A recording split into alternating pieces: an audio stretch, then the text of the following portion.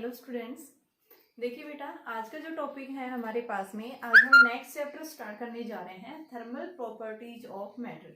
यानी जो last chapter था उसमें हमने बात की थी फ्लूइड्स के बारे में, ठीक है। मैकेनिकल प्रॉपर्टीज ऑफ फ्लूइड्स के बारे में हमने बात की थी, जिसमें हमने देखा था जब फ्लूइड किसके अंदर है, रेस्ट में है, हाइड्रोस्टेटिक्स पढ़ा था। फिर हमने पढ़ा था फ्लूइड जब मौसम में है, जिसको हमने क्या कहा था कि क्या है, हाइड्रोडायनामिक्स। आज हमारे पास में आता है topic thermal properties of matter, यानी मैटर की जो है प्रॉपर्टीज क्या होंगी अगर टेम्परेचर को चेंज किया जा रहा है, इंक्रीज किया जा रहा है, डिक्रीज किया जा रहा है, तो क्या इफेक्ट होगा। ठीक है, तो सबसे पहले हमारे पास में आता है यानी कि हीट का जो कॉन्सेप्ट है, हीट के बारे में हम पढ़ेंगे। ठीक है, तो यहाँ सबसे पहले जो चैप्टर है वो क्या है, thermal properties of matter.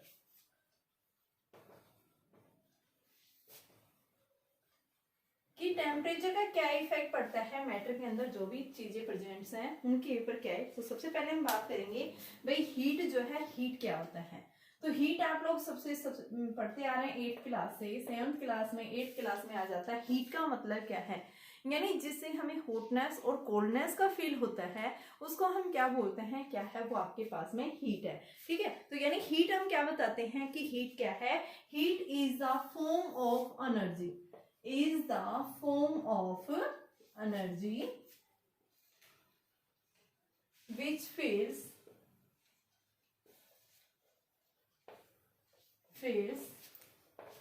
hotness or coldness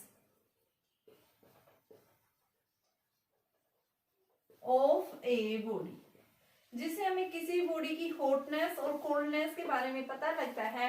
और साथ में हम क्या बताते हैं कि जो हीट होती है बेटा वो क्या है, एक टाइप की एनर्जी होती है। ठीक है, जैसे मान लो अगर आप आपके पास खड़े हैं, आपको क्या फील होता है, कुछ गर्माहट फील होती है, आपको हीट फील होती है। तो यानी ये क्या है, आपके पास में क्या बताएंगे, क्या है वो हीट है। हीट जो होती है वो एनर्जी की फॉर्म होती है। नेक्स्ट हम बताते हैं हीट को क्लोरिक थ्योरी क्या बताती है। क्लोरिक थ्योरी ये कहती है कि अगर हम किसी भी, देखो क्लोरिक थ्योरी जो है वो क्या बताती है हीट की, caloric theory of heat.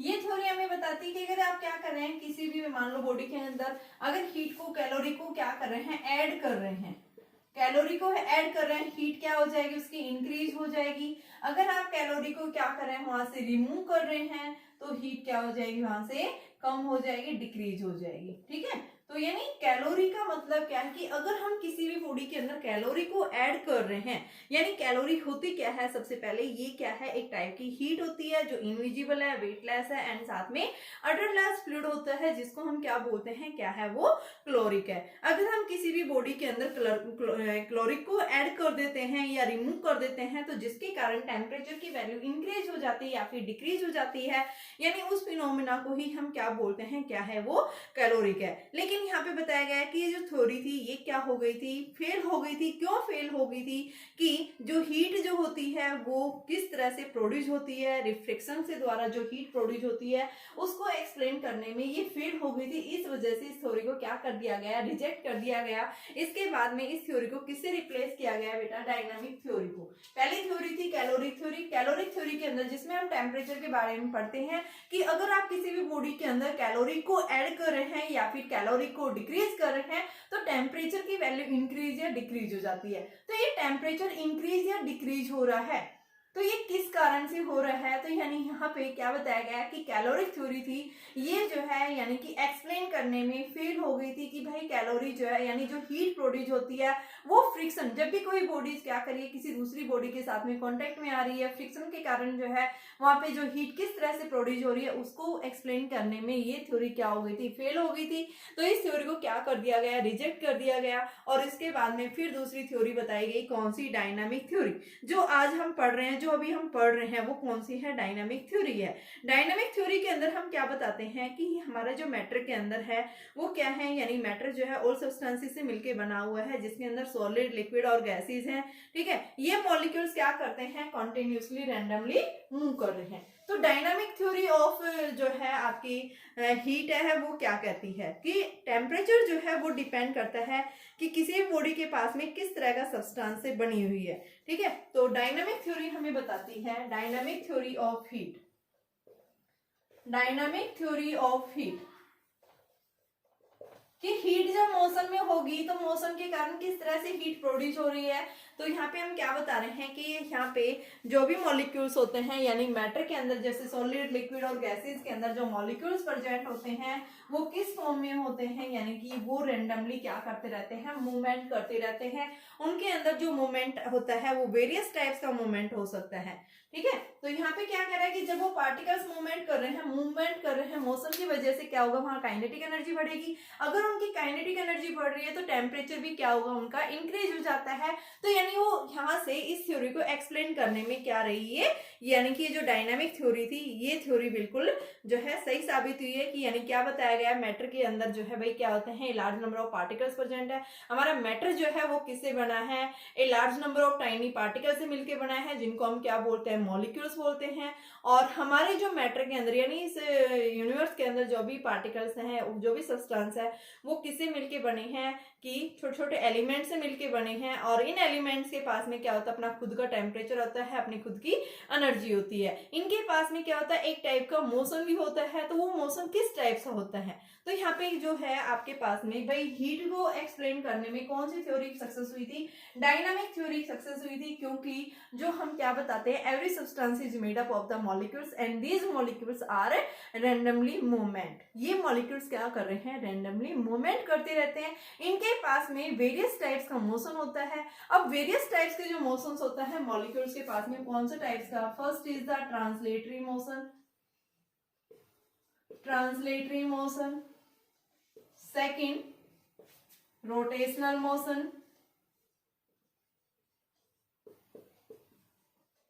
Third is the vibratory motion.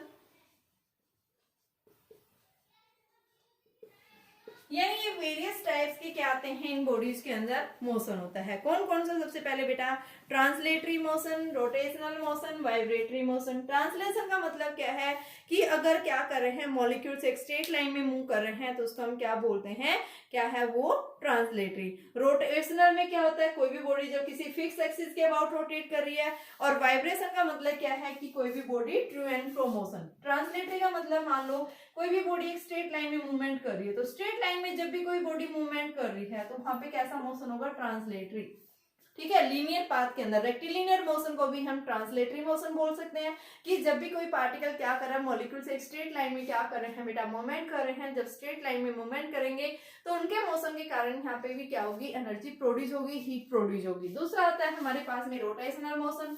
Rotational motion का मतलब क्या है, कि अगर कोई भी पार्टिकल किसी फिक्स एक्सिस के अबाउट इस तरह से रोटेट कर रहा है तो यानी वो क्या है, रोटेशनल मोशन। वाइब्रेटरी मोशन का मतलब क्या है, कि कोई भी बॉडी अगर अपनी मेन पोजीशन के about true and fro, back and fourth, जैसे हम बात करते हैं सिंपल पेंडुलम के अंदर, पेंडुलम भी क्या करती रहती है, अपनी मेन पोजीशन के अबाउट इस तरह से आगे पीछे रोटेट करती रहती है। और रोटेशन के कारण क्या होगा, वहां पे एनर्जी प्रोड्यूस होती है। तो ये एनर्जी या फिर ये टेम्परेचर कैसे प्रोड्यूस हुआ, तो इसका रीजन आप क्या बताएंगे, ड्यू टू द मूवमेंट के कारण, due to the moment, motion के कारण, due to the moment of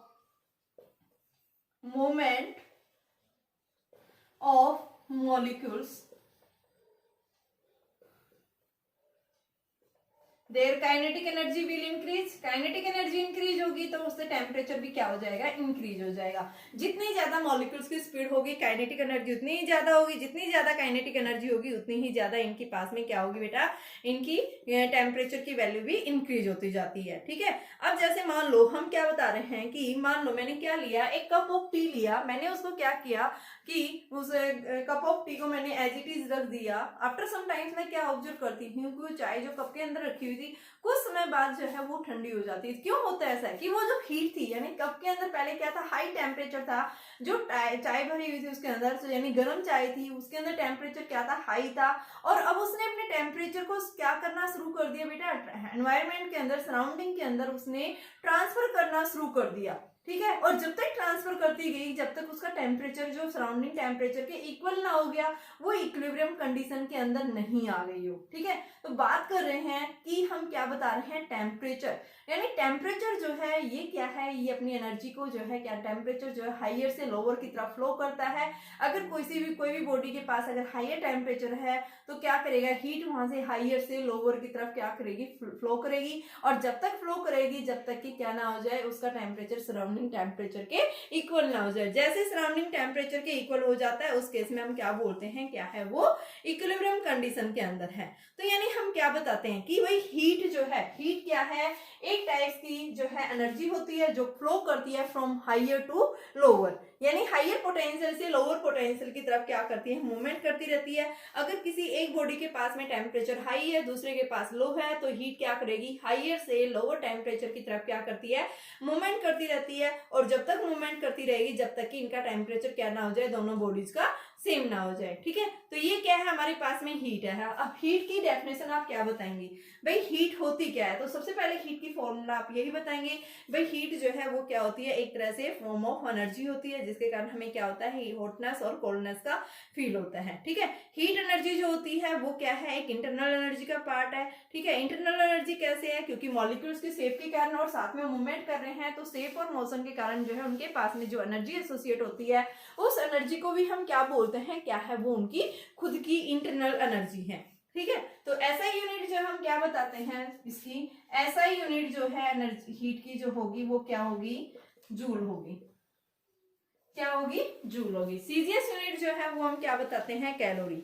तो ऐसा यूनिट जो है वो क्या बोलेंगे, इसकी जूल है। और सीजीएस यूनिट जो होती है वो क्या होती है बेटा, कैलोरी, इसकी सीजीएस यूनिट है। तो ये क्या है, हमारे पास में हीट है। ठीक है, तो हीट को हम क्या बताते हैं, तो सबसे पहले हम बता रहे हैं भाई हीट की जो है, सबसे पहले हीट क्या होती है, फिर उसके बाद कैलोरिक थ्योरी आई, कैलोरिक थ्योरी के बाद में डायनामिक थ्योरी आई। डायनामिक थ्योरी के अंदर क्या बताया कि भाई वेरियस टाइप्स के मॉलिक्यूल्स वो डिफरेंट डिफरेंट मोशन में क्या करते हैं, मूवमेंट करते हैं। उनके मूवमेंट के कारण क्या हो जाता है, उनकी काइनेटिक एनर्जी बढ़ जाती है। काइनेटिक एनर्जी बढ़ेगी तो टेम्परेचर भी बढ़ेगा। ठीक है, तो यहाँ पे हमारे पास में यानी कि टेम्परेचर की वैल्यू क्या हो जाती है, इंक्रीज हो जाती है। तो हम क्या बता रहे हैं कि मूवमेंट के कारण भी उनकी एनर्जी क्या हो जाती है, बढ़ जाती है। नेक्स्ट हम क्या बता रहे हैं कि अगर कोई भी किसी भी बॉडी के साथ में एनर्जी एसोसिएट होगी तो यानी उसके साथ में क्या एनर्जी होती है बेटा, इंटरनल एनर्जी। ठीक है, और ये अपनी एनर्जी को जो है, अगर कोई भी बॉडी किसी हाईयर स्टेट से लोअर स्टेट में जा रही है तो वहां से हीट क्या करेगी, हाईयर स्टेट से लोअर स्टेट में अपनी एनर्जी को लॉस करेगा। जब तक लॉस करेगा जब तक कि उसकी हीट क्या ना हो जाए, सराउंडिंग के इक्वल ना हो जाए। ठीक है, अब आ जाओ हमारे पास में 1 कैलोरी किसके इक्वल होता है, मैंने बोला सीजीएस यूनिट जो होती है हीट की, कैलोरी होती है। और 1 कैलोरी किसके इक्वल होती है, 4.186 जूल के इक्वल। याद रखना है, कई बार न्यूमेरिकल्स में जरूरत पड़ जाती है कि 1 कैलोरी जो है वो किसके इक्वल होगी। तो 1 कैलोरी किसके इक्वल बताएंगे, 4.186 1 कैलोरी।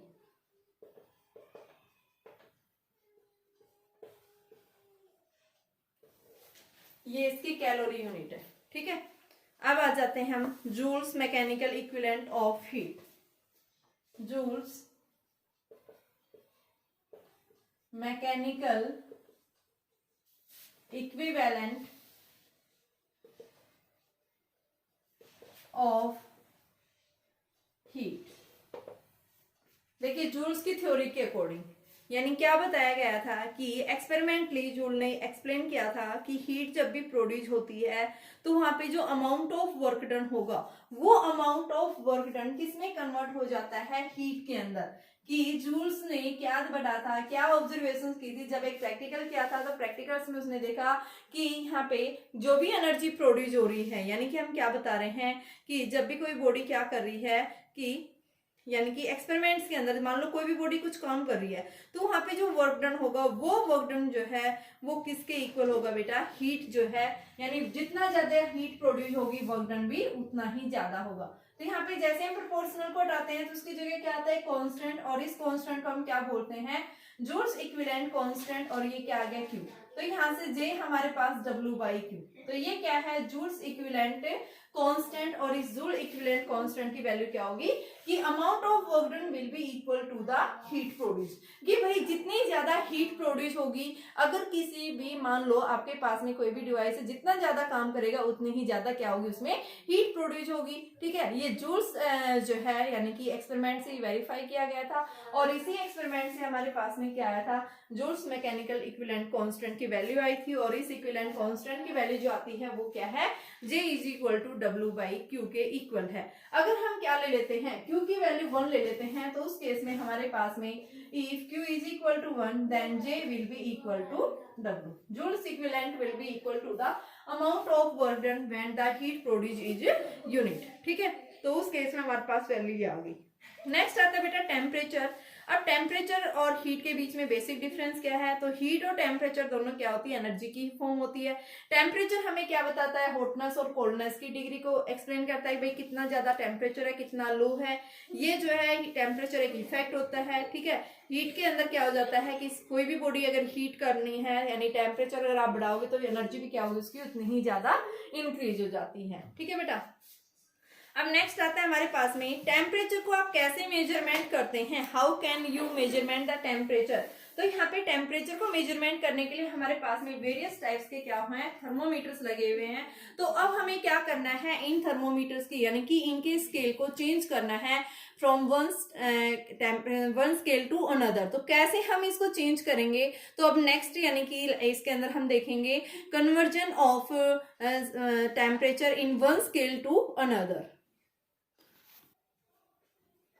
तो देखिए बेटा, अब हम बात कर रहे हैं कि टेम्परेचर को मेजरमेंट करने के लिए जो हम वेरियस टाइप्स के थर्मोमीटर्स लेते हैं, मोस्टली जो कॉमनली यूज किए जाते हैं, हम ओनली उन्हीं थर्मोमीटर्स की बात करेंगे। उनके अंदर भी हम किसकी बात कर रहे हैं कि जब आप क्या करना है, किसी भी एक टेम्परेचर को वन स्केल से अनदर स्केल में चेंज करना है, तो उसके लिए हमारे पास में जनरल मेथड क्या है। ठीक है, हमें सिर्फ कन्वर्जन देखना है कि how can we conversion of one temperature 1 degree of Celsius into Fahrenheit में चेंज करना है, फारेनहाइट से आपको र्यूमर में चेंज करना है। तो यानी वन स्केल से अनदर स्केल में हम टेम्परेचर को कैसे चेंज कर सकते हैं, तो उसके लिए हमें जनरल फॉर्मूला देखना है। तो सबसे पहले हमारे पास में यहाँ वेरियस टाइप्स के क्या है बेटा, टेम्परेचर स्केल्स हैं। ठीक है, तो सबसे पहले हम बता रहे हैं टेम्परेचर को मेजरमेंट करने के लिए वेरियस टाइप से थर्मोमीटर्स होते हैं, और इन थर्मोमीटर्स के अंदर वेरियस टाइप्स के क्या होते हैं, स्केल्स होते हैं। तो हम बात कर रहे हैं यहाँ पे टेम्परेचर स्केल्स की बात कर रहे हैं। There are various type of temperature scales,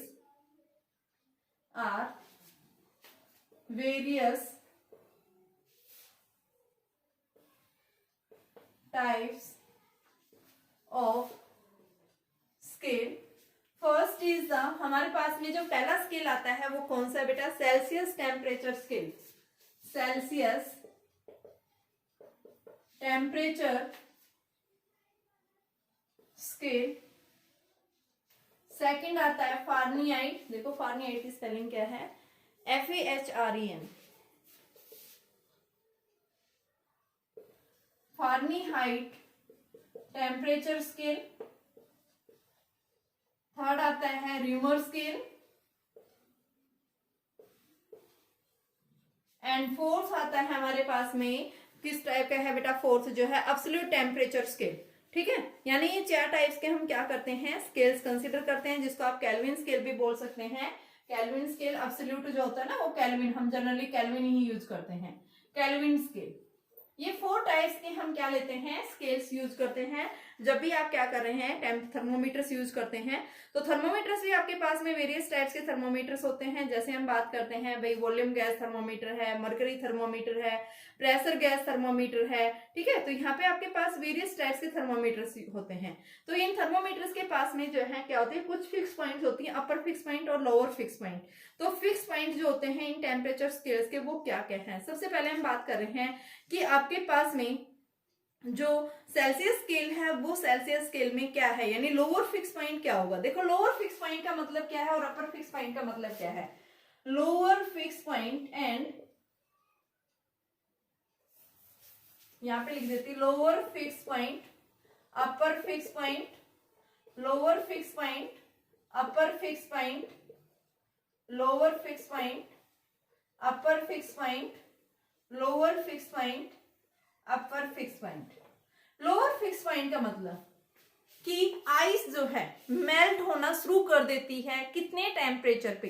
कौन सा स्केल ले रहे हैं, सेल्सियस स्केल ले रहे हैं। तो आइस जो है 0 डिग्री सेल्सियस के ऊपर बेटा क्या करना शुरू कर देती है, यानी कि हम बात कर रहे हैं कि आपके पास में जो आइस जो है, यानी आइस का जो मेल्टिंग पॉइंट जो होता है वो क्या है 0 डिग्री सेल्सियस, और अपर फिक्स पॉइंट यानी कि जहां से वो क्या करना शुरू कर देती है, बॉयल होना शुरू कर देती है। तो यहाँ पे हम बात कर रहे हैं कि लोअर फिक्स पॉइंट का मतलब क्या है, उसका मेल्टिंग पॉइंट, और बॉइलिंग पॉइंट का मतलब क्या है कि उसका मैक्सिमम अपर फिक्स पॉइंट है। तो यहाँ पे लोअर फिक्स पॉइंट जो है आइस का क्या होगा बेटा 0 डिग्री सेल्सियस फॉर आइस, और अपर फिक्स पॉइंट का मतलब जहां पे वो बॉयल होना शुरू कर देती है स्टीम, तो ये क्या है अपर फिक्स पॉइंट है। ऐसे हम फारेनहाइट स्केल में बात करेंगे तो यहाँ पे होता है 32 डिग्री फारेनहाइट पे, ठीक है आइस के लिए, और अपर फिक्स पॉइंट आइस के लिए क्या होगा 212 डिग्री फारेनहाइट।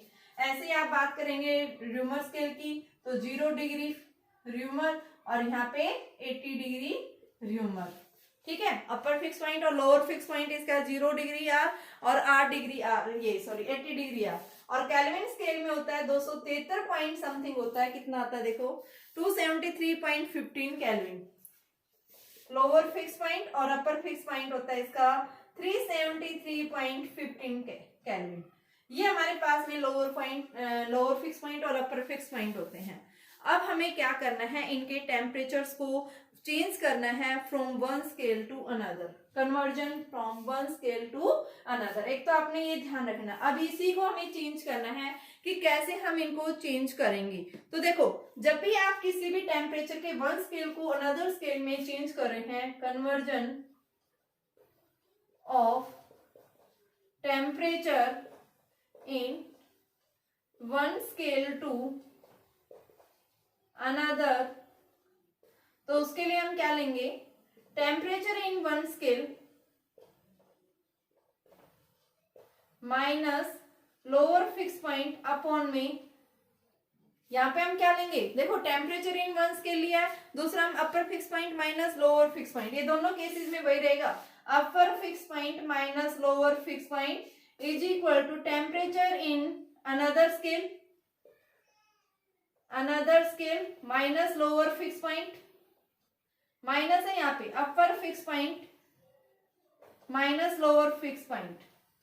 ये आ भी रहा है, नहीं आ रहा है, पूरा आना चाहिए मेरे ख्याल से ना, हाँ पूरा आ रहा है बेटा। देखो ये कहने का मतलब क्या है कि आप ये लिखेंगे temperature in one scale, T1 लिख लो इसको, temperature in one scale minus lower fix point upon में upper fix point minus lower fix point is equal to temperature in another scale minus lower fix point, उस another scale में lower fix point क्या है upon में दूसरे scale में upper fix point क्या है और लोअर फिक्स पॉइंट क्या है। इन दोनों का जो डिफरेंस आता है, यानी कि ये जो रिलेशन आएगा, इससे हम क्या कर सकते हैं, किसी भी जो है थर्मोमीटर की टेम्परेचर को वन स्केल से अनदर स्केल में हम चेंज कर सकते हैं। जैसे हमारे पास में 4 टाइप्स के हमने स्केल लिए हैं, कौन कौन से स्केल लिए हैं बेटा, सेल्सियस स्केल लिया है, दूसरा हमने लिया है फारेनहाइट लिया है, तीसरा हमने र्यूमर स्केल लिया है, चौथा हमने केल्विन स्केल लिया है।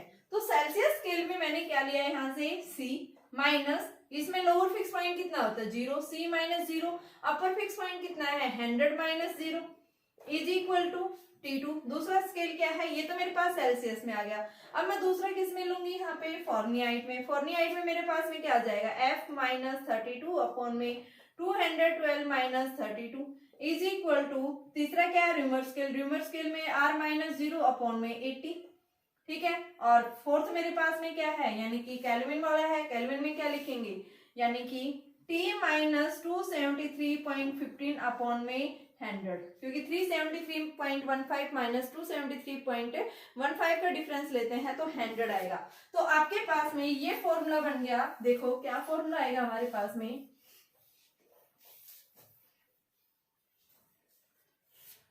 C upon 100 is equal to F minus 32 upon 212 minus 32 करेंगे तो 180 आया बेटा ये। नेक्स्ट हमारे पास R by 80, next T minus 273.15 upon 100, ये हमारे पास वैल्यू आई। तो ये हमारे पास एक जनरल फॉर्मूला बन गया है। अगर आपको मान लो सेल्सियस से किस में चेंज करना है, फारेनहाइट में चेंज करना है, तो आप क्या लिखेंगे, दोनों को इक्वेट कर दो, C/100 is equal to F - 32 upon 180। तो ये हमारे पास 180/100 इज इक्वल टू F - 32, या फिर आप इसको एज इट इज भी रहने दो, C अपॉन में 180, और ये बेटा 10 से 10 कैंसिल, और ये हमारे पास में 9 आ गया, तो C is equal to 5/9 F - 32। तो इस तरह से हम चेंज कर सकते हैं, फारेनहाइट से सेल्सियस में चेंज करना है या फिर सेल्सियस से किसमें, फारेनहाइट में चेंज करना है, तो आप इस फॉर्मूले का यूज करके सोल्व कर सकते हैं। अब जैसे मैं इसके क्वेश्चंस करवाती हूँ, क्वेश्चंस किस टाइप से पूछे जाते हैं वो देखिए। क्वेश्चन देखिए मेरे पास में, एक आपके पास में फॉल्ट थर्मोमीटर, फॉल्ट का मतलब क्या है, एक खराब थर्मोमीटर जो रीडिंग क्या दे रहा है, गलत रीडिंग दे रहा है, ठीक है। आपके पास में क्या है, फॉल्ट जो है क्या है बेटा, थर्मोमीटर है, उसके पास में फिक्स पॉइंट्स मार्क किए हुए हैं कि कौन कौन से बेटा, एक तो लोअर फिक्स पॉइंट 5 डिग्री है और दूसरा है 95 डिग्री, अपर फिक्स पॉइंट 95 और लोअर जो है 5 degree. Temperature of a body as measured by the faulty thermometer, कि जो फॉल्ट थर्मोमीटर है उस फॉल्ट थर्मोमीटर के द्वारा जो रीडिंग मेजरमेंट की गई है वो कितनी है, 59। एक फॉल्ट थर्मोमीटर है उसका मेजरमेंट किया गया और उसने एक बॉडी का मेजरमेंट किया, टेम्परेचर उसकी रीडिंग आ रही है 59। तो यहां से आपको देखना है correct temperature of the body on Celsius scale, Celsius scale में वैल्यू लिखनी है। तो सेल्सियस और फारेनहाइट ये हो गया, आपके फारेनहाइट नहीं है बेटा, केल्विन में है ना, ये सेकंड आपके पास देखो डिग्री है यहाँ पे, तो हम इसको स्केल में चेंज कर सकते हैं। तो हम क्या लिखेंगे कि सेल्सियस के अंदर बात कर रहे हैं, तो TC - 0 अपॉन में 100 अपर फिक्स पॉइंट, यानी सेल्सियस स्केल में ये हो गया। दूसरा स्केल जो भी हम मेजरमेंट होगा, तो temperature in scale minus lower fix point upon में upper fix point minus lower fix point. तो आपके पास में वैल्यू आ गई, टीसी की वैल्यू हमें निकालनी है, तो ये क्या हो गया बेटा, TC as it is TC/100 is equal to 1 scale, यानी 59 मेजरमेंट किया गया फॉल्ट के अंदर, और लोवेस्ट क्या है 5 डिग्री, अपर मोस्ट क्या है उसका 95 है ना, अपर मोस्ट 95 माइनस 5। तो ये वैल्यू आपके पास TC/100 इज इक्वल टू, ये आपके पास 5490। तो TC की वैल्यू यानी कि सेल्सियस के अंदर टेम्परेचर 54 अपॉन में 90 इंटू में 100, तो ये हमारे पास में 60 डिग्री सेल्सियस आ जाएगा। ये वैल्यू पूछी है, फर्स्ट क्वेश्चन इस टाइप से होगा, ठीक है। अब देखो दूसरा क्वेश्चन,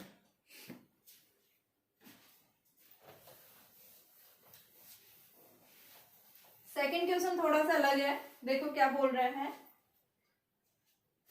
एक थर्मोमीटर है, रोंग कैलिब्रेट कर रहा है बेटा, वो गलत रीडिंग पढ़ रहा है। It reads the melting point of ice, उसने आइस की मेल्टिंग पॉइंट जो है -10 डिग्री सेल्सियस लिया है।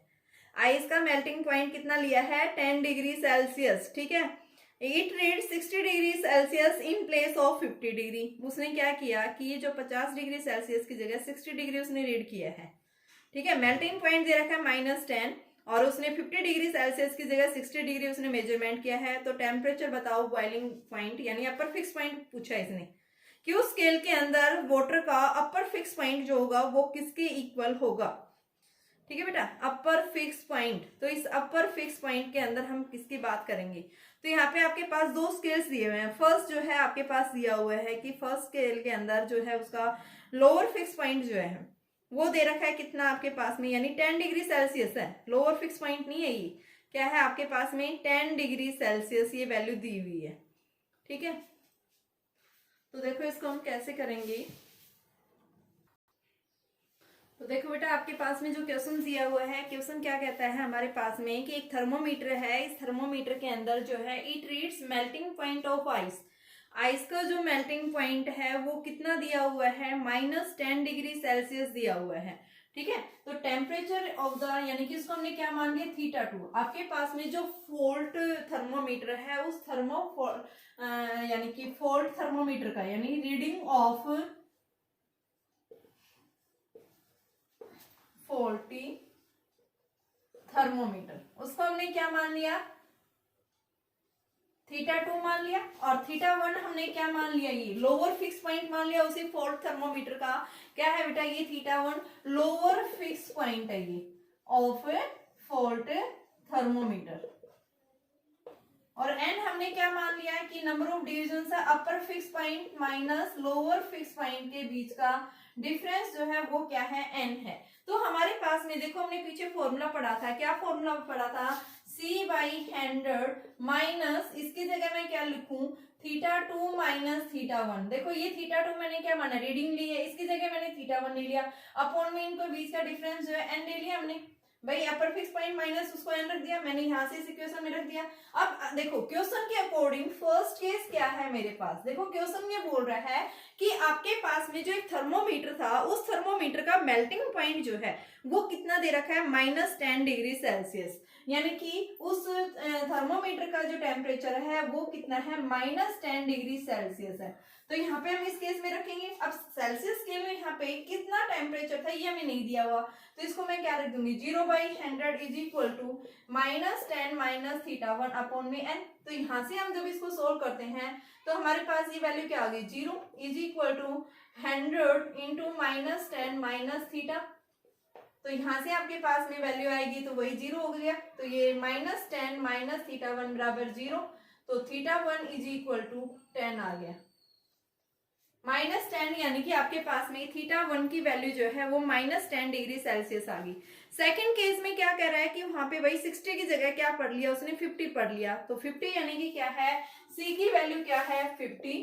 Second case, in second case क्योंकि फोल्ट आपके पास थर्मोमीटर था, C 50 हो गया, तो थीटा 2 कितना है यहाँ 60। तो अब हम फिर फॉर्मूला अप्लाई करेंगे, तो आपके पास में सेकंड केस के अंदर वैल्यू देखो क्या आ जाएगी, तो C की वैल्यू कितनी है 50 और अपॉन 100, थीटा 2 हमारे पास में कितना गिवन है, ये 60 है, माइनस थीटा 1 अपॉन में एन। एन की वैल्यू हमें निकालनी है, थीटा 1 तो हमेशा फिक्स रहेगा। भाई पहले वाले केस में जो थीटा लोअर फिक्स पॉइंट जो निकाला है वही सेकंड केस में रहेगा, तो फर्स्ट वाले केस में आपके पास वैल्यू कितनी आ रही है, 50/100 यानी 1/2, 60 माइनस 10 अपॉन में एन, तो ये कितना आ गया, 70/n आ गया। तो यहां से हम n is equal to 140, n की वैल्यू हमारे पास में कितनी आ गई, 140 की वैल्यू आ गई बेटा। ठीक है, अब ये क्या कह रहा है कि आपको ये बताना है, अपर फिक्स पॉइंट बताना है, यानी कि मैक्सिमम इसका बॉइलिंग पॉइंट बताना है। तो मैक्सिमम यानी अपर फिक्स पॉइंट, यानी कोई भी चीज जब बॉयल होती है तो वहां पे 100 डिग्री सेल्सियस लेंगे, तो 100/100 is equal to boiling point upper fix point उसका यानी क्या हो गया, 100 डिग्री हो गया। ठीक है, और हमें उस स्केल के अंदर पूछना है कि जो यहाँ पे फॉल्टी जो आपका थर्मोमीटर था उस केस में मैक्सिमम जो है अपर फिक्स पॉइंट क्या होगा, यानी वहां पे टेम्परेचर क्या होगा, तो उसको हमने थीटा 2 माइनस थीटा 1, तो ये थीटा 1 की जगह -10 अपॉन में यहाँ पे एन की वैल्यू, एन हमने निकाल रखा है कितना है 140। तो हमारे पास में इसकी वैल्यू जो आएगी बेटा वो किसके इक्वल आ जाएगी, उसको अब हम सोल्व कर लेंगे। तो ये हमारे पास में वैल्यू जो आएगी वो किसके इक्वल आएगी, 1 is equal to theta 2 plus 10 upon 140, तो 140 minus 10 is equal to theta 130 आ जाएगी। एक बार देखिए फिर से, क्वेश्चन ये था आपके पास, ध्यान से सुनना, एक फोल्ड थर्मोमीटर था, उस फोल्ड थर्मोमीटर के अंदर मेल्टिंग पॉइंट जो है वो कितना दे रखा है उसका, -10। -10 का मतलब क्या है भाई, वो उसका क्या है, lower fix point. Lower fix point कितना है, -10, जिसको हमने थीटा 1 कंसीडर किया है क्वेश्चन में, कि जो आपके पास फोल्ड थर्मोमीटर था उसका लोअर फिक्स पॉइंट कितना है, -10 है। ठीक है, अब उसने बोल रहा है कि उस थर्मोमीटर को जब हम किसी टेम्परेचर को मेजरमेंट कर रहे हैं तो होना क्या चाहिए था, 50 डिग्री सेल्सियस। देखिए उसने 50 डिग्री सेल्सियस को क्या पढ़ा है, 60 डिग्री सेल्सियस पढ़ा है उसने। तो अब बताइए कि उसी स्केल में यानी उसी बॉडी को जब मेजरमेंट कर रहा है तो वहां पे उस स्केल का मैक्सिमम यानी कि अपर फिक्स पॉइंट क्या होगा, आपको क्या निकालना है, अपर फिक्स पॉइंट निकालना है। ठीक है, तो यहाँ पे हमने फर्स्ट केस लिया, ये मैंने कंडीशन अप्लाई की है, सेल्सियस स्केल से अनदर स्केल में चेंज करना है। तो C/100 is equal to theta 2 minus theta 1 upon में n1, ये लोअर फिक्स पॉइंट हो गया, ये इनका डिफरेंस ले लिया, थीटा 2 मान लिया कि वहां पे जो मैक्सिमम टेम्परेचर वो थीटा 2 आ गया। ठीक है, तो फर्स्ट केस में देखो थीटा 2 मेरे पास दिया हुआ है ये, ठीक है, कितना है माइनस, यानी कि इस केस में हम थीटा उसको क्या लेंगे, -10 ही लेंगे ना। तो यहाँ से हमारे पास में, क्योंकि हमें लोअर फिक्स पॉइंट नहीं पता उस केस में, ओनली टेम्परेचर हमें पता है ये, तो यहाँ से मैंने थीटा 1 की वैल्यू ले ली, θ1 को मैंने जो लोअर फिक्स पॉइंट माना था वो निकल गया, ठीक है। या फिर आप इसको भी डायरेक्ट लेके, आपको फर्स्ट केस लेने की जरूरत नहीं है, आप डायरेक्ट दिखा सकते हैं। लोअर फिक्स पॉइंट -10 है तो हमें दूसरे स्केल में चेंज करना है, तो आपके पास सेकंड केस यानी 50 की जगह भाई 60 पढ़ लिया उसने, तो ये तो उसका स्टैंडर्ड था 50/100 हो गया। और टेम्परेचर दूसरे स्केल में 60 माइनस θ1 की वैल्यू -10 थी, तो यहाँ से हमने इसकी वैल्यू कर दी, ठीक है। n की वैल्यू हमने यहाँ से निकालेंगे। n की वैल्यू कैसे निकालेंगे? इस n की वैल्यू को निकालने के लिए हम क्या करेंगे, सबसे पहले इसी को सोल्व किया तो यहाँ से n की वैल्यू 140 आ गई। अब थर्ड कंडीशन, उसने बोला मैक्सिमम अपर फिक्स पॉइंट कि वो बॉयल होना शुरू कर, बॉयल यानी टेम्परेचर क्या होता है 100 डिग्री सेल्सियस, तो θ2 minus lower fix point upon में n की वैल्यू, तो ये हमारे पास 130 वैल्यू आ गई डिग्री सेल्सियस, यानी कितने टेम्परेचर पे क्या हो जाएगा, वो फुल थर्मोमीटर वाटर को बॉयल करना शुरू कर देगा। तो बेटा इसके क्वेश्चंस करके देखना, ठीक है। इसी टाइप के आपके पास एक एनसीईआरटी है, ये टेम्परेचर कोफिशिएंट ऑफ टेम्परेचर वाला कॉन्सेप्ट चाहे रहने दे रहे हैं, इनसे क्वेश्चंस मैं कल करवा दूंगी, ठीक है। तो कल हम आगे और करेंगे इस पे क्वेश्चंस।